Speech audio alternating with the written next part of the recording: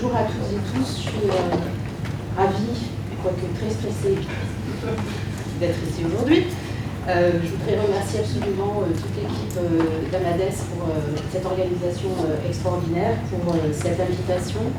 Et je vais donc prendre un temps avec vous pour décentrer un peu le regard et la perspective et vous emmener en Guadeloupe pour voir un peu ce qui s'est passé depuis le début de l'épidémie et comment cette épidémie en Guadeloupe peut interroger ce qui s'est passé au niveau national et quelles leçons on peut en tirer pour la santé publique et pour l'anthropologie.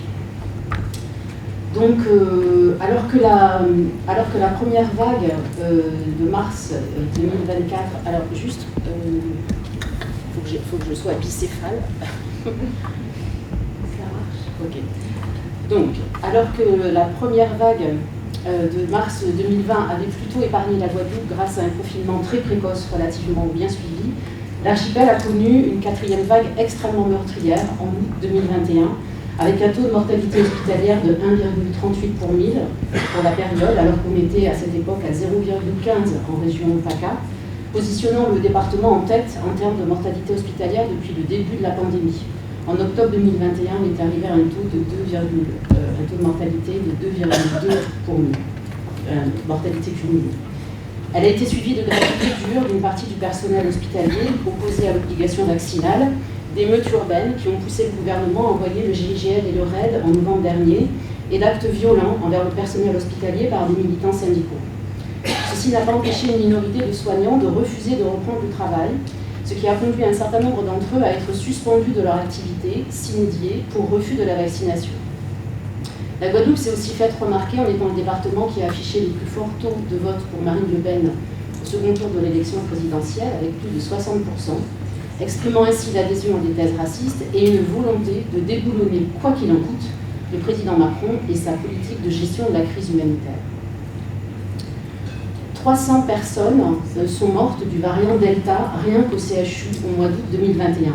564 dans tous les hôpitaux du département durant la quatrième vague, et la 1000e personne à succomber du Covid en milieu hospitalier a été comptabilisée en janvier 2002. Ça vous paraît peut-être peu, mais une telle mortalité rapportée proportionnellement à l'Hexagone aurait fait plus de 101 000 morts en 4 mois, ce qui est le nombre total de victimes sur 2 ans. Au sommet de la vague, le CHU devait affronter un flux de 80 personnes par jour aux urgences pendant près de 3 semaines, ce qui aurait été l'équivalent de 700 personnes par jour dans un CHU comme celui de Bordeaux. Ce n'était pas une catastrophe sanitaire, mais une suite continue de catastrophes sanitaires chaque jour pendant plus de 20 jours, auxquelles des équipes harassées et choquées ont dû faire face. Une telle mortalité était pourtant largement prévisible face à un variant comme Delta, eu égard à la grande vulnérabilité de la population qui compte 30% d'obèses, 30% de personnes en surpoids, 35% d'hypertendus, 8% de diabétiques, 27% de plus de 60 ans, 10% d'insuffisants rénaux et une part significative d'autres pathologies impliquant une immunodépression comme le VIH ou les cancers. En outre, la population était très peu vaccinée à l'arrivée de la vague, seulement 11% début juillet, et de façon très inégale selon les classes sociales et les milieux ethnoculturels. Les classes supérieures, blanches et métisses, moins concernées par les comorbidités, avaient opté plus facilement pour une vaccination précoce que ceux qui en auraient eu le plus besoin du fait d'un cumul de vulnérabilité et d'inégalité qui touchait particulièrement les afro- et indo-descendants. Enfin, l'épidémie a été très dynamique chez les 20-30 ans, chez qui l'incidence est restée supérieure à 2000 pendant plus de 3 semaines, favorisant une contamination rapide à domicile vers les générations plus jeunes, les enfants, et vers les plus âgés, marqués par des comorbidités qui amenuisaient considérablement leurs chances de survie face à la violence de la vague scélérate. Les inégalités sociales qui avaient contribué aux épidémies d'obésité, de diabète et à la diffusion de l'infodémie dans les classes les moins éduquées à la science ont largement alimenté cette syndémie meurtrière. Pourtant, même au pire de la crise, les réseaux sociaux ne cessaient de répandre qu'aucune épidémie de Covid ne touchait la Guadeloupe, que ce n'était qu'une propagande pour faire peur aux Guadeloupéens et les obliger à se soumettre aux intérêts du gouvernement et de Big Pharma, intérêts peu respectueux de leur corps, de leurs problématiques et spécificités culturelles et sociales, disait-on. Pour les plus réticents, y compris pour l'intersyndicale hospitalière et sanitaire, qui invitait à manifester alors que les hôpitaux se noyaient sous le flot de malades, La culture, la pharmacopée et les compétences locales étaient alors brandies comme seuls outils capables de protéger les Guadeloupéens d'un tel virus, aux côtés des traitements comme l'hydroxychloroquine ou l'ivermectine, critiqués par une science qu'ils avaient eux-mêmes discréditée depuis la controverse autour de Raoult et celle du Lancet. Comment en est-on arrivé là? Comment, en 2021, un tel désastre a-t-il pu toucher cet archipel, pourtant bénéficiaire, comme les autres départements français, d'un accès universel et gratuit aux soins et à la vaccination? Pourquoi une partie de la population et des soignants a-t-elle préféré refuser cette protection et prendre le risque d'une contamination fatale? Comment les décisions gouvernementales et les services déconcentrés d'État, qui ont exercé une gouvernance très verticale et autoritaire, laissant de côté la question de la démocratie sanitaire, ont-ils pu passer à côté de la situation particulièrement bouillonnante des Outre-mer et ne pas anticiper le désastre? Je voudrais donc ici revenir dans un premier temps sur la façon dont la politisation de la santé publique par le haut et par le bas, dans un contexte post-colonial, a pu diminuer les chances d'une partie de la population déjà marquée par de fortes inégalités intersectionnelles. J'expliquerai ensuite comment les dimensions socio-culturelles de la maladie ont pu accroître les prises de risques et je tenterai de voir quelles sont les leçons qu'on peut donc tirer pour la santé publique. Pour comprendre le désastre de cette quatrième vague, il est nécessaire de resituer la Guadeloupe dans le contexte sociopolitique des dernières années. Pour y avoir longtemps vécu, ce qui m'a paru évident, c'est la réactivation d'un discours nationaliste né dans les années 1960-70, revitalisé depuis la fin des années 90, et la résurgence de la question de la mémoire de l'esclavage. L'idéologie de la résistance s'y est imposée comme étant la posture identitaire des Guadeloupéens qui se définissent comme descendants des combattants d'Elgrès ou Solitude, notamment. Ce discours nationaliste dénonce la domination française face au manque d'autonomie et de souveraineté de la population. Qu'elle soit alimentaire, politique ou sanitaire, la souveraineté est promue comme moyen de rompre avec la dépendance à la France. Cherchant à lutter, je cite un nationaliste militant, contre des formes d'aliénation et de colonisation présentes dans un territoire dominé, ce nationalisme cherche à valoriser les compétences, les savoir-faire, les ressources et la capacité d'autogouvernance des Guadeloupéens, en contrecarrant un sentiment d'infériorité par les élites françaises que la politique très verticale, autoritaire et sécuritaire du président Macron, pendant la crise, a bien incarné. Un implicite racial assez fort traverse ce discours, invitant les Noirs et descendants d'esclavisés à retrouver une fierté d'eux-mêmes et à lutter contre la domination blanche dans les différents secteurs d'activité, y compris la santé. Se soigner par soi-même et avec les ressources du terroir et de la nature serait ainsi devenu un acte de résistance idéologique et identitaire à la domination politique et sanitaire française et au colonialisme médical qui caractériserait le marché capitaliste de la santé globalisée. Ce nationalisme est manifeste dans la montée de différents contre-pouvoirs susceptibles de permettre aux Guadeloupéens de se penser et se gérer par eux-mêmes. Au niveau politique, l'Alliance nationale guadeloupéenne est arrivée troisième aux élections régionales de 2021, à côté de groupes radicaux tels Moon Guadeloupe ou les Sentinelles de Guadeloupe. Ces derniers, en répondant à l'annonce de l'état de guerre du président en mars 2020, par une déclaration de guerre directe, n'ont cessé de s'opposer violemment à toutes les actions du gouvernement, confinement, port du masque, pratique de dépistage, couvre-feu, pour dénoncer une privation de liberté, tout en érigeant des barrages routiers durant le mouvement de novembre 2021. Au niveau syndical, le LKP, Lianage contre Profitation, et l'UTS-UGTG, majoritaire à l'hôpital, qui étaient en perte de vitesse, ont profité de chaque crise pour reprendre des forces et faire barrage aux autorités, tout en restant minoritaires. Au niveau médiatique, la multiplication de larges groupes d'informations sur WhatsApp notamment et les médias sociaux, et le succès de chaînes de télévision et radios privées qui ont largement donné la parole aux antivax, ont facilité la diffusion exponentielle d'intox, d'infox, de fake news qui n'ont pas toujours pu être démentis. Ces médias sociaux ont donné l'illusion au peuple d'entendre un langage de proximité tenu par des Guadeloupéens auxquels ils pouvaient plus facilement s'identifier qu'aux médias nationaux ou aux représentants de l'État, le préfet et la directrice de l'ARS. Au niveau sanitaire, médical, des contre-pouvoirs se sont organisés, notamment avec la naissance du Conseil scientifique pluridisciplinaire citoyen caribéen, regroupant des universitaires, des médecins, alors je remets la diapo suivante, c'est le petit sigle en bas à droite, des pharmaciens, des psychologues, des représentants de la société civile, non pas des chercheurs mais des praticiens, et en promouvant une proximité et une horizontalité dans le partage d'une information alter-scientifique simple, souvent biaisée, simpliste, fausse, issue des réseaux d'opposition vaccinale, enfin contre la vaccination, et en s'affirmant comme étant avant tout des Guadeloupéens au service de la santé et de la protection des Guadeloupéens, ils et elles ont fédéré en critiquant la politique étatique verticale du tout vaccinal, du tout hospitalier, du tout répressif, en insistant sur les alternatives médicales et thérapeutiques que des médecins guadeloupéens et internationaux proposaient, en résistant aux intérêts marchands de Big Pharma.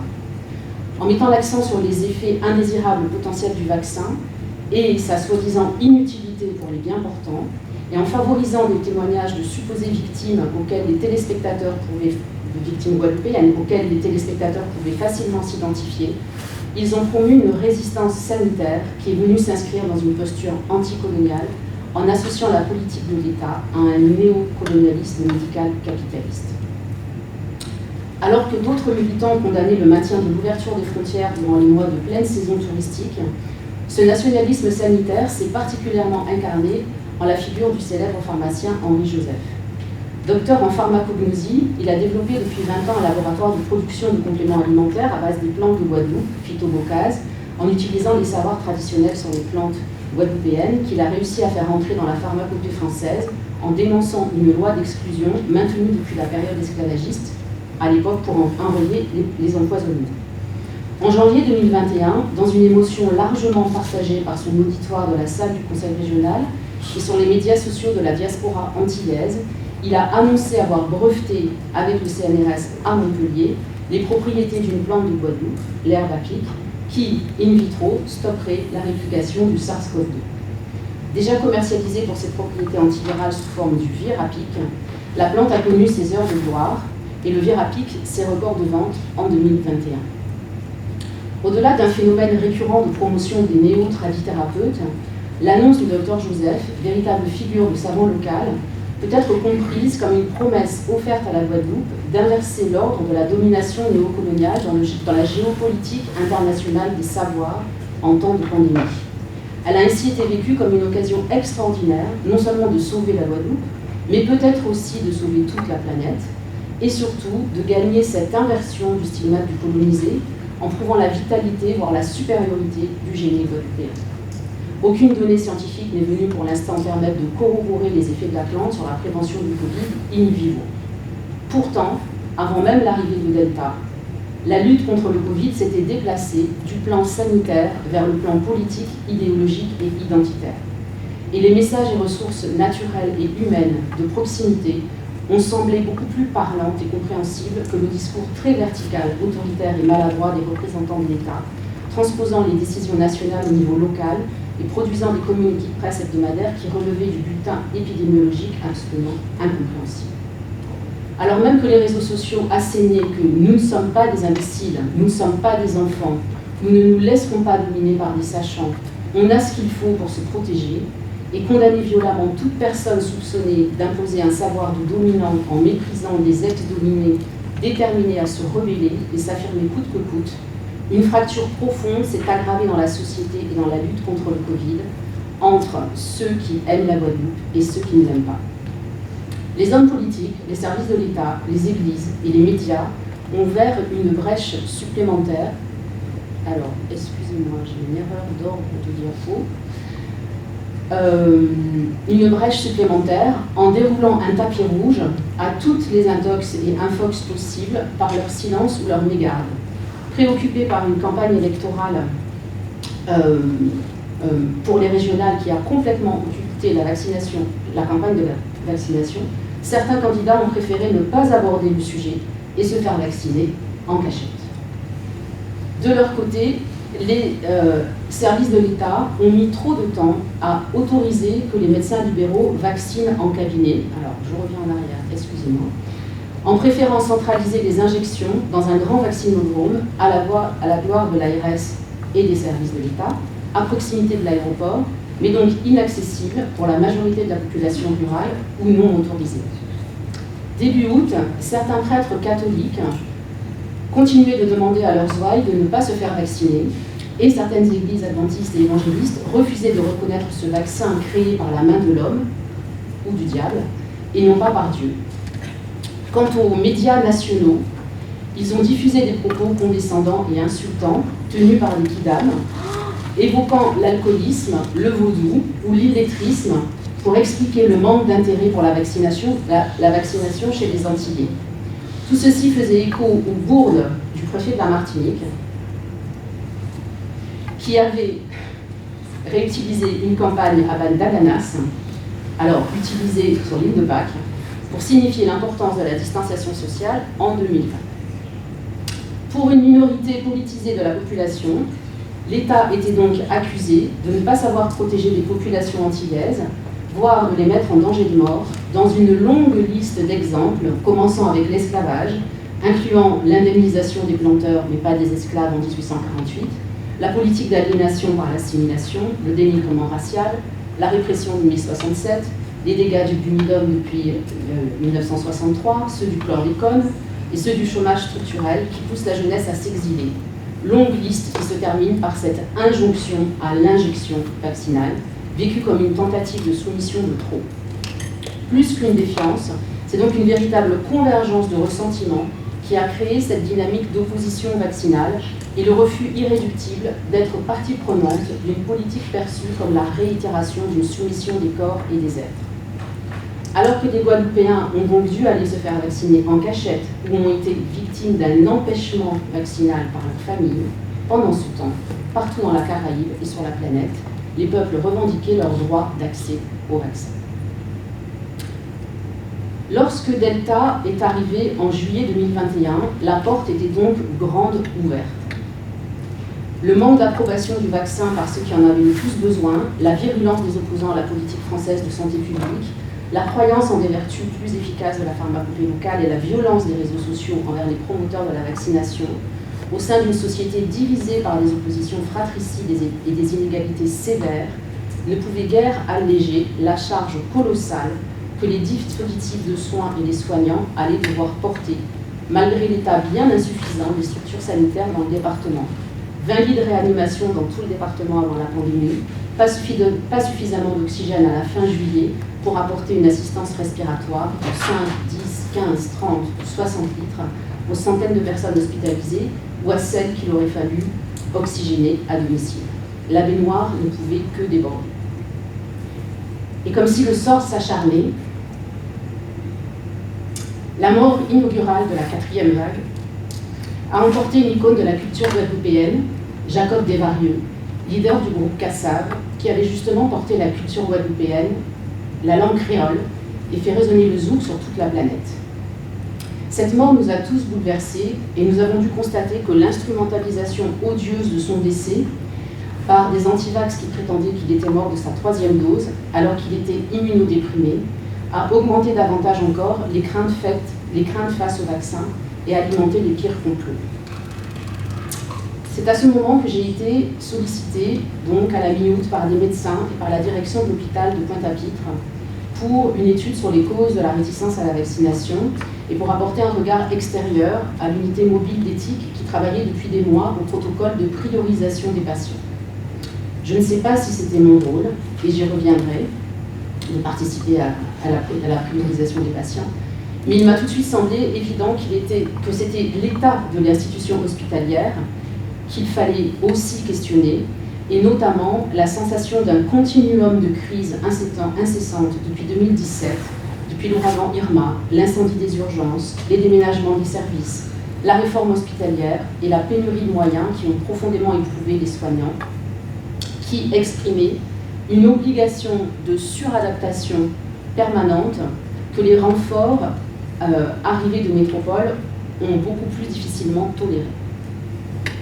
Mon entrée dans l'hôpital s'est donc faite par la situation la plus difficile, le recueil des informations auprès des patients qu'il fallait prioriser, faute de place en réanimation, pour savoir comment départager des hommes et des femmes à profil de risque médical semblable que seules les informations sur leur situation sociale allaient permettre de hiérarchiser au nom de l'évaluation du coût de la perte, pour savoir à qui attribuer l'unique place susceptible de se libérer dans le précieux service. Faute de lits de réanimation, il fallait prioriser les patients à l'entrée de l'AREA, mais aussi à l'entrée des unités Covid, à l'entrée des urgences, à l'entrée de l'hôpital, Et enfin, dans les interventions de secours du SAMU, des pompiers et des ambulanciers à domicile. C'est en fait une chaîne de priorisation qui a dû se mettre en place à tous les niveaux, y compris dans le choix de celles et ceux qui devaient être évacués sanitairement par avion vers l'Île-de-France, ou pour ceux qui n'étaient pas liés en réa, mais qui allaient devoir faire l'objet de toutes les attentions et de tous les protocoles pour être sauvés néanmoins. Autant vous dire que les soignants qui n'étaient pas en arrêt de travail ont poussé des murs, au sens propre comme au sens figuré, ont ouvert toutes les portes habituellement fermées de la bureaucratie et des process hospitaliers, alors qu'ils fermaient presque hermétiquement les portes des unités Covid. Ils se sont surinvestis en temps, en énergie, en conviction et éthique soignante, éprouvés par des situations insupportables, mais pratiquant une solidarité que seuls ces moments de crise et de suradaptation professionnelle rendent évidente. Ils ont surtout passé leur journée et leur nuit à sauver des vies, coûte que coûte, mettant de côté temporairement les divisions majeures relatives à la vaccination au sein des équipes. La grille de priorisation n'aura finalement servi qu'une seule fois, et j'aurais eu le temps de souligner combien il ne fallait pas qu'elle renforce les inégalités sociales chez des patients déjà lourdement pénalisés dans un cumul de vulnérabilité. Discutant avec les patients et les soignants à l'hôpital le jour et avec les amis par téléphone le soir, j'ai pu établir que plusieurs figures de blâme, mais aussi plusieurs figures explicatives de la pandémie, de la maladie Covid et de l'arrivée du vaccin ont favorisé l'adhésion ou la réticence à la vaccination, l'exposition et le traitement de la maladie. Ceux des patients interrogés qui n'avaient pas connu de cas préalables dans leur famille étaient tous convaincus d'avoir d'abord été victimes d'un refroidissement, affection liée au déséquilibre chaud-froid du corps dans la nosologie créole, qui était la première convoquée. Ils ont exprimé avoir eu recours aux plantes telles la citronnelle, le gingembre, pour en faire des tisanes, et souvent à l'herbe à pic, en décoction ou en virapique. C'est la perte de contrôle et le changement de corps ressenti lors de l'aggravation des symptômes qui les a conduits à penser au Covid et à changer d'automédication en utilisant des TPI, mais aussi de la vitamine C, D, du zinc, du doliprane, suivant ainsi les recommandations diffusées par les réseaux alternatifs, avant d'appeler les secours, souvent très tardivement, lors de la survenue de problèmes respiratoires. Les inégalités de santé modifiaient une perception du risque très relative chez des patients souvent peu éduqués à la santé, autrement que par la radio et la télé, faute de suivi médical régulier, et notamment pour ceux vivant à la précarité. Ayant compris que le virus venait des touristes, des étrangers, des contacts avec l'extérieur, certains patients avaient eu l'impression de se prémunir en restant chez eux, sans mesurer les risques pris par les visites reçues et les sorties et embrassades de leurs enfants. L'entre-soi était perçu comme protecteur et l'extériorité menaçante. En outre, les risques associés aux comorbidités ont été très peu compris du fait d'une opacité complète de ce terme. Qui savait ce qu'était une comorbidité avant la pandémie? Qui le sait aujourd'hui? Qu'est-ce que ça veut dire d'avoir utilisé ce terme? Ne pas avoir identifié l'obésité comme un facteur de risque, ni même comme un problème de santé du quotidien, en considérant être juste en forme, traduisait peut-être une représentation culturelle de la maladie, mais surtout les inégalités sociales face au suivi et à l'information médicale, et une erreur lourde de conséquences dans le choix des termes et de la communication utilisée dans la prévention Covid. En amont, cela mettait en lumière le manque de visibilité de ce problème de santé publique en Guadeloupe. Parmi les explications de la maladie présente dans la population générale, le modèle persécutif, je vois que je n'ai pas passé le diapo, le modèle persécutif reposant sur l'idée d'une altérité pathogène était le plus répandu sous différentes formes. Le virus, et plus encore le vaccin, étaient considérés comme étant le produit d'un autre, malveillant, l'État colonial, Big Pharma, les Blancs, les scientifiques corrompus, les sachants, les médecins, le diable. Et même les médecins métro arrivés en renfort ont été accusés sur les médias locaux de venir forcer les Guadeloupéens à se faire vacciner, ou pire, de les euthanasier, et de préférer les laisser ou faire mourir plutôt que de les soigner. Ce qui a généré une peur préjudiciable de l'hôpital chez une partie de la population qui a pu tarder à se faire hospitaliser, et ce qui a diminué ses chances de survie. Parmi les personnes hospitalisées, les explications de la maladie étaient variables selon les milieux sociaux et leurs activités professionnelles. Mais le rapport à la vaccination se divisait en trois groupes. Les réfractaires, affirmant, même avant d'entrer en réa ou à la sortie, qu'ils ne se feraient jamais vacciner parce que vous ne vous rendez pas compte avec le nombre de personnes que le vaccin a déjà tuées. Les hésitants, qui semblaient perdus, faute de réponses claires à des questions trop nombreuses et des intox non démentis, et ceux qui regrettaient de ne s'être pas fait vacciner, en mesurant la gravité de l'épidémie et de la situation hospitalière, et en constatant dans leurs services ou même dans leurs chambres l'hécatombe qui emportait les patients les uns après les autres. En outre, la relative nouveauté technique que représentait l'ARN messager, ou les doutes raisonnables que l'on pouvait formuler sur un vaccin dont l'efficacité n'était ni complète ni durable, mais empêchait essentiellement les formes graves, se sont transformés en une véritable néophobie thérapeutique, traversant différentes classes sociales et fondée sur l'idée, répandue par le docteur Montagnier, que nous allions tous mourir d'ici 2 ans. Cette néophobie exprimait aussi une conception culturelle du corps guadeloupéen comme devant être protégé de l'extérieur par plusieurs enveloppes qu'il faut protéger pour maintenir l'intégrité physique, psychologique, relationnelle et spirituelle de la personne, afin d'éviter l'introduction d'agents pathogènes susceptibles d'affaiblir ou de tuer son organisme. Cette crainte de l'effraction corporelle et de la piqûre, associée à une matrice explicative de la maladie et du malheur considérant l'altérité comme pathogène et l'identité comme protectrice, présente différemment selon le niveau socio-économique, a pu renforcer le sentiment de prendre plus de risques en laissant entrer dans son corps un vaccin toxique créé par des étrangers, qu'en soignant la maladie avec ses propres ressources.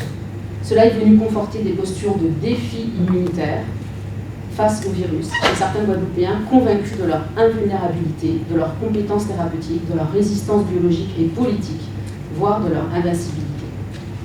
Certaines personnes ont pratiqué un pluralisme médical par touches successives, hésitant à faire entrer le vaccin dans leur cocktail thérapeutique. D'autres y ont mis d'abord le vaccin et les plantes ensuite.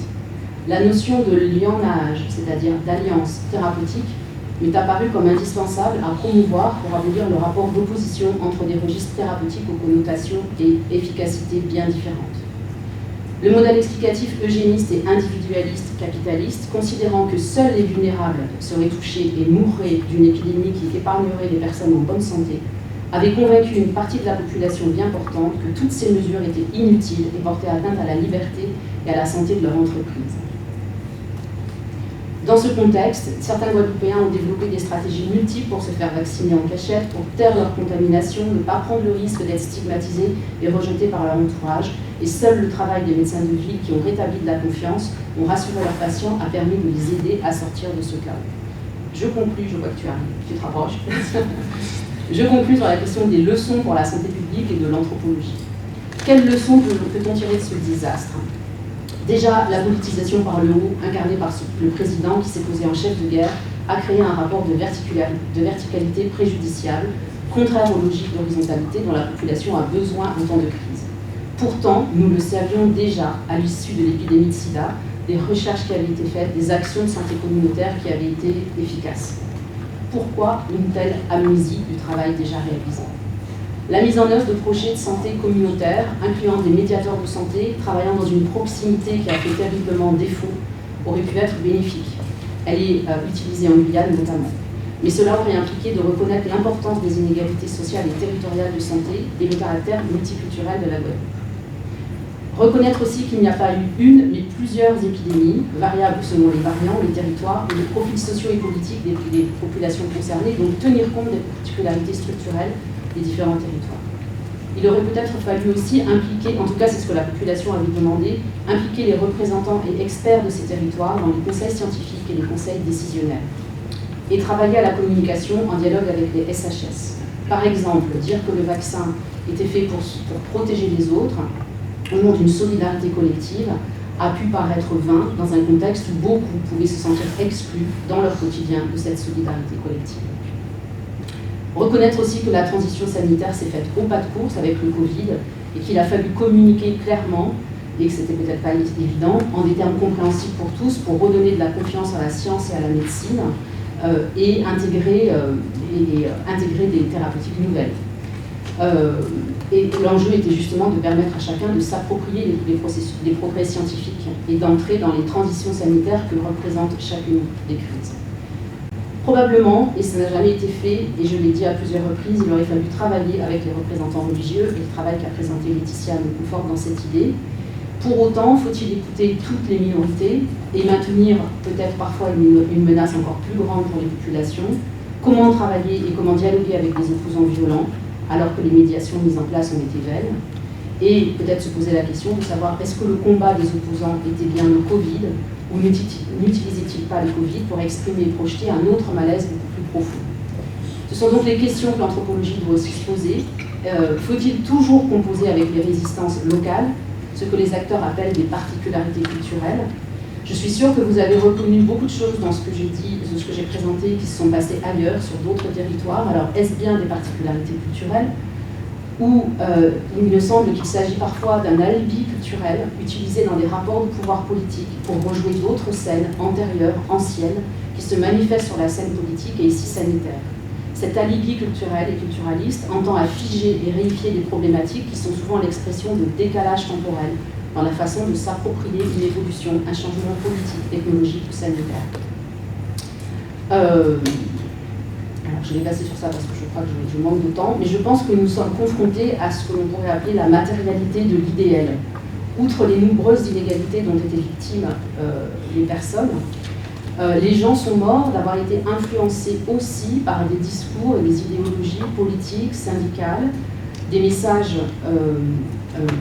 et des fake news lancés sur les réseaux sociaux, des menaces de mort, et d'avoir cru ou pas cru dans les ressources thérapeutiques qui étaient à leur disposition, alors qu'ils étaient victimes de nombreuses inégalités. Nous pourrions y apposer une lecture postcoloniale, décoloniale, considérer qu'ils se sont battus en s'opposant à ce qu'on appelle aujourd'hui le colonialisme médical. Certains y ont vu une mémoire des corps noirs face au risque d'être exploités, brutalisés, rabaissés et de perdre leur propre intelligence. Mais que dire alors des corps noirs qui se sont battus, qui ont soigné, qui se sont vaccinés, qui ont éduqué la population? Étaient-ils amnésiques ou avaient-ils eu les moyens socio-éducatifs de rester critiques face à la crise? Alors que cautionne-t-on en tant qu'anthropologue quand nous proclamons de tels points de vue? Que préservons-nous, si ce n'est le débat philosophique? Personnellement, et je finis sur ça, cette crise est venue interroger la façon dont je pouvais faire de l'anthropologie.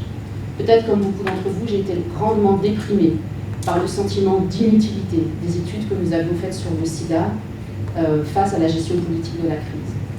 J'ai dû gérer mon besoin d'engagement, non pas à distance, mais en allant sur le terrain, en m'impliquant, en prenant le risque d'aller dans l'enfer de la vague, dans les services, pour y trouver de l'utilité, mais y retrouver aussi ce à quoi je ne m'attendais pas, l'énergie de la vie. Je me suis posé la question de savoir quelle était l'utilité, quelle était la visibilité de nos travaux. Fallait-il prendre la parole dans l'espace public et risquer de s'exposer au lynchage médiatique, à la violence des réseaux sociaux? Cela posait la question de savoir de quoi parle-t-on, à qui, comment et quand. Je me suis souvenue juste de la leçon transmise par mes anciens, Paul Farmer, Didier Fassin, Alain Pellepoint, ici présent, Alice Desclos, France Lèvres, que j'ai sollicité pendant ces épreuves, qui me rappelaient qu'il faut s'impliquer pour redonner la voix à celles et ceux qui l'ont perdue définitivement. Je vous remercie.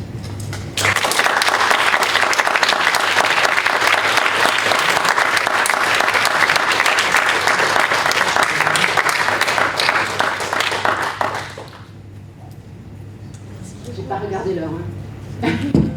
Merci beaucoup Stéphanie. C'est pas grave. Dis-moi. Allez, je vais passer. Pas de problème, c'est pas un souci. On va prendre une question publique et puis on vous propose une pause café, donc peut-être vous pourriez poursuivre les discussions. Stéphanie Mulot est là pendant les 3 jours du colloque, donc voilà, les questions peuvent arriver un peu plus tard à l'occasion de rencontres. Et pour Laetitia, peut-être aujourd'hui en profiter. Et demain, donc parfait, vous pourrez poursuivre les questions-réponses. Donc une question maintenant. Merci donc beaucoup pour cette communication. Alors juste, est-ce que vous pourriez nous expliquer finalement qu'est-ce qui s'est passé vraiment pour vous?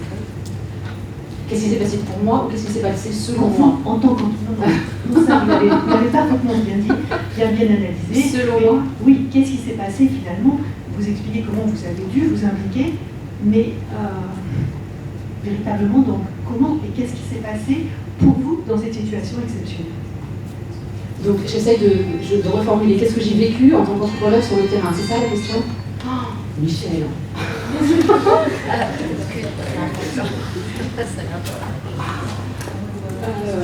Je suis pas sûre de m'en être encore remise, déjà. Je sais pas, il faut éviter les coquetteries narcissiques dans ces moments-là, mais je pense que j'étais vraiment prise par l'évidence qu'il fallait aller sur le terrain, ce qui a d'ailleurs interrogé toute la question de la procédure de recherche, parce qu'alors là, c'était direct, on y va, on verra après pour le comité d'éthique, parce qu'il y avait l'urgence de la crise qui imposait d'être présente au moment où la vague passait et pas 4 mois plus tard. Ce qui s'est passé, c'est que je connaissais la Guadeloupe depuis longtemps, j'étais déjà intervenue dans les médias, j'avais eu une espèce de confiance, et donc je me suis retrouvée, et puis je connaissais l'hôpital, j'avais déjà travaillé sur le sida, sur les violences faites aux femmes et tout. Et donc je suis entrée dans les services et j'ai eu l'impression que je reprenais le travail laissé 15 ans plus tôt sur le sida, c'est-à-dire que je recommençais. Mais je le faisais avec la maturité, avec l'expérience, avec des outils de l'anthropologie que je n'avais peut-être pas quand j'étais en postdoc. Et tout de suite, je me suis dit, ce qui était évident, c'était qu'il y avait des inégalités sociales à dénoncer, enfin à caractériser déjà, que la surreprésentation de certaines parties de la population, comme les indo-descendants pour les raisons du diabète, comme les populations très vulnérables, sorties des systèmes de prise en charge médicale, qui n'avaient pas de médecin, ou ceux qui se sentaient stigmatisés parce qu'ils refusaient le vaccin. En tout cas, qu'il fallait dénoncer des modes de stigmatisation, de catégorisation qui auraient pu coûter la vie aux personnes. Et ce qui s'est passé pour moi, c'est que j'ai été invitée par... alors, dans le travail sur le terrain, ça a été juste extraordinaire et en même temps terriblement éprouvant. Enfin, c'est un paradoxe, je ne sais pas comment analyser. C'était extraordinaire d'être auprès des équipes, auprès des patients, de voir ce travail, d'être là in situ et de le noter, de l'enregistrer, éventuellement d'y contribuer, parce que sur la question de la priorisation et sur la question des grilles, je me suis dit, mais si on évalue le coût de la perte, ça voulait dire quelle ville coûte ou compte le plus. C'est vraiment l'inégalité des vies. Et donc, est-ce qu'on va choisir d'envoyer en réa un homme seul qui n'a aucune charge familiale ou une femme mère célibataire avec 3 enfants? Qu'est-ce qu'on fait? Et moi, de me souvenir que je suis dans une société matrifocale, que les hommes n'ont pas forcément de charge directe, mais ont éventuellement la charge de leur mère, de la famille, et donc faire attention à ce qu'on appelle la charge familiale et faire attention à ne pas reproduire des inégalités. Donc, contribuer, apporter un regard, dire attention à la reproduction des inégalités, travailler avec des soignants incroyables. Enfin, moi, j'ai appris beaucoup. Au bout de 3 semaines, je ne voulais pas partir. J'ai dû faire un syndrome de je ne sais pas quoi. Je ne sais pas si c'est Stockholm ou Cabane, je ne sais pas lequel, mais bon. Je ne voulais pas quitter l'hôpital.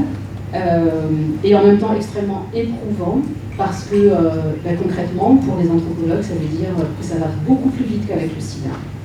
On fait des entretiens avec des personnes qui ne sont plus là le soir même, qui sont mortes le lendemain. Des jeunes. Moi, je suis allée du coup témoigner à un journal télévisé du cas d'un jeune homme de 36 ans, père de 2 enfants, caméraman dans une des télés qui a le plus d'ailleurs diffusé les propos des anti-vax, convaincu par ses collègues que le vaccin ne servait à rien, et qui, une fois hospitalisé, souffrant d'obésité, de diabète, se rend compte qu'il aurait dû, comme sa mère et son père lui disaient, se faire vacciner. Et il me dit, j'aime la vie, j'aime mes enfants, j'aime ma famille, je ne veux pas mourir, je veux me battre. Et il dit à l'infirmière qui vient lui demander s'il accepterait l'ARIA, mais bien sûr que je vais y aller, bien sûr qu'il le faut, s'il faut m'en passer par là, oui, bien sûr je vais y aller. Sa jeunesse a fait qu'il était prioritaire et il est mort 3 jours après. Et le jour où j'ai appris sa mort, je témoignais en direct le soir à la télé. En fait, j'ai été invitée au journal et j'ai appris sa mort juste avant, donc j'en ai parlé. Ce qui a déclenché une violence, un lynchage contre moi, d'une violence extraordinaire, soit parce que je manipulais l'opinion, soit parce que j'exposais la vie des familles, soit parce que j'étais pro-vax et que je sortais de mon rôle, soit parce que je jouais sur l'émotion, soit parce que... Bon. Or, bon, ça a été assez difficile, mais il me semble que c'était nécessaire dans un climat où il y avait très peu d'experts et où les anthropologues qui se disent anthropologues, qui sont autoproclamés sur place ou sociologues, n'ont aucun discours sur les inégalités sociales. Ils sont dans une approche uniquement culturaliste et essentialiste. Donc voilà, donc qu'est-ce qui s'est joué pour moi? C'était essayer de faire entendre et de faire porter le regard de l'anthropologie, non seulement dans les services, dans la société, dans les médias, et comme en même temps, voilà, le lynchage a été extrêmement violent, je suis partie, mais j'ai continué en fait à intervenir à distance en conseillant la direction de l'hôpital, l'ARS, les médecins, le réseau Covid d'urgence outre-mer, et à intervenir à la demande quand on me le demandait. Et je suis retournée sur le terrain en avril, dans un hôpital qui n'avait plus rien à voir, et je me suis dit, c'est triste un hôpital sans Covid. Vous voyez, il faut que je me fasse soigner. Merci beaucoup Stéphanie.